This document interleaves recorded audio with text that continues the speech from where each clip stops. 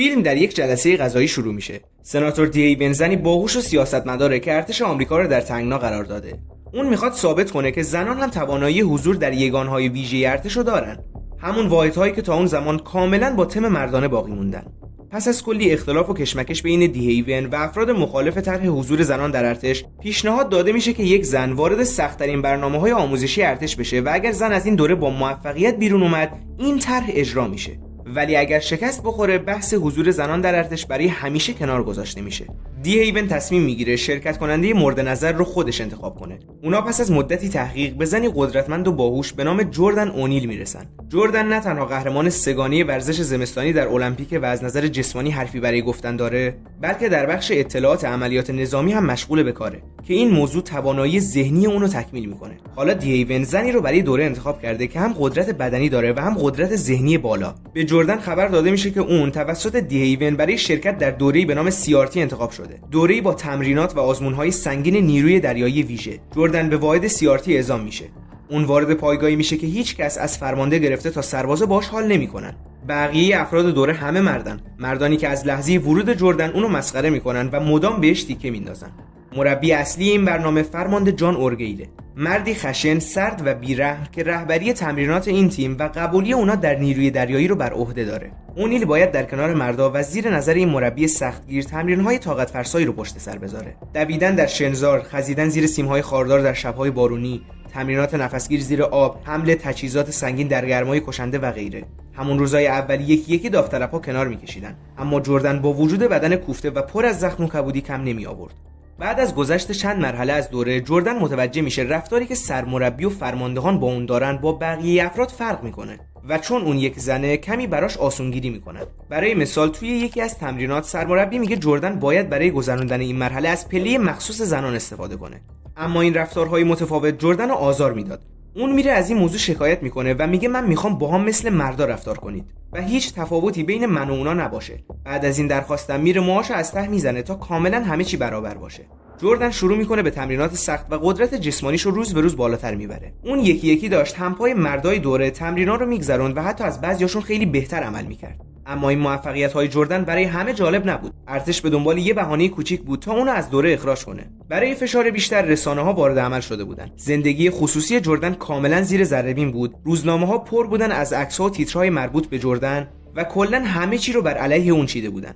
در یکی از مراحل نهایی دوره، افراد تیم وارد یک شبیه سازی اسارت میشن. افراد باید خودشون رو توی شرایطی تصور می‌کردن که توسط دشمن اسیر شدن. سرمربی و چند نفر دیگه در نقش دشمن اونا رو شکنجه و تحقیر میکنن.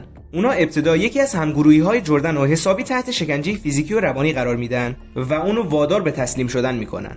در نوبت جردن فرمانده اورگیل شخصا و به طور مستقیم وارد عمل میشه. اون نه تنها کلی جردن رو کتک میزنه و به در و دیوار میکوبه، بلکه حسابی روی مغزش راه میره تا با زبون خودش بگه تسلیم شدم. فرمانده اورگیل به شکنجه و تحقیرهاش ادامه میده تا اینکه جردن هم رد میده و چند تا ضربه محکم به اون میزنه. اما اینا کارساز نبود. جردن دستاش بسته بود و نمیتونست زیر مشتلگت‌های فرمانده کاری کنه. اورگیل بعد از اینکه حسابی جردن رو کتک زد، بهش میگه از ادامه آموزش انصراف بده و جونتو بردار از اینجا برو. اما در لحظه‌ای که تمام همتیمی‌های جردن فکر می‌کردن اون ترسیده و دیگه کاری از دستش بر نمیاد، با یه جمله فوق رکیک دهن فرمانده رو میبنده و نه تنها همه اعضای گروه بلکه خود فرمانده رو شوکه میکنه.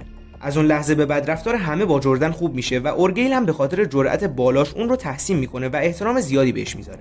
وقتی اوضاعش خیلی خوب پیش میرفت و جردن حسابی پاش توی دوره سفت شده بود، با یه پاپوش کل زحمت‌های اونو از بین میبرن. به نیروی دریایی گزارش میدن که جردن همچیز بازه. از اونجا که نیروی دریایی سر این موضوعات بسیار حساسه، اعلام میکنه که جردن باید یک مدت به کارهای پشت میزی مشغول بشه و از دوره دست بکشه تا تحقیقات اونا تکمیل بشه و بعد از پایان تحقیقات میتونه دوره رو از اول شروع کنه. جردن که از این موضوع خیلی عصبانی بود و نمیخواست دوباره تمام اون مراحل سخت رو از اول بگذرونه، زنگ خروج از دوره رو میزنه و کاملا انصراف میده. جردن وقتی به شهر برمیگرده متوجه میشه که همه این پاپوش‌ها و تهمت‌ها زیر سر همون سناتوریه که خودش از اول تمام این برنامه‌ها رو چیده بود. سناتور دی هیون فقط این طرح رو برای منفعت سیاسی و محبوبیتش برنامه‌ریزی کرده بود و زمانی که به اون محبوبیت مورد نظرش رسید، با یک قرارداد برنامه حضور زنان در ارتش رو به صورت مخفیانه با ایجاد یک پاپوش برای جردن متوقف میکنه، بدون اینکه هیچ ضربه‌ای به محبوبیت خودش وارد بشه.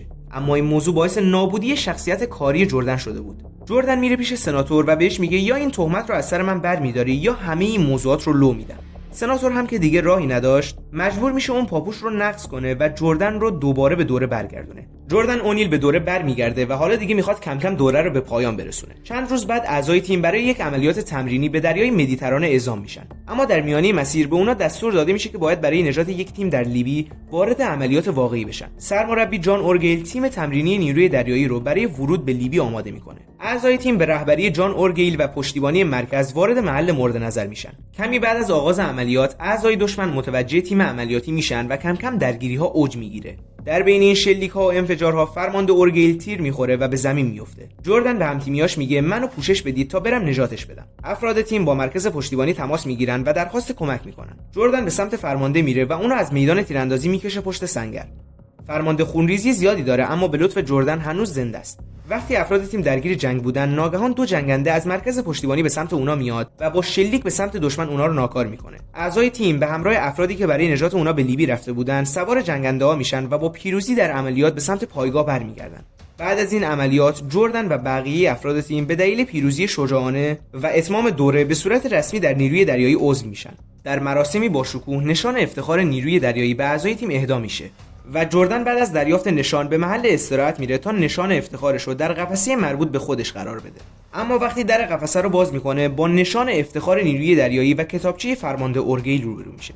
فرمانده دور متن مشخصی را خط کشیده بود که همیشه به یاد جردن بمونه. من هرگز ندیدم که موجودی وحشی برای خودش متاسف باشد. پرنده‌ای کوچک ممکن است یخ بزند و از شاخه سقوط کند، بیان که حتی یک لحظه برای خودش دل بسوزاند.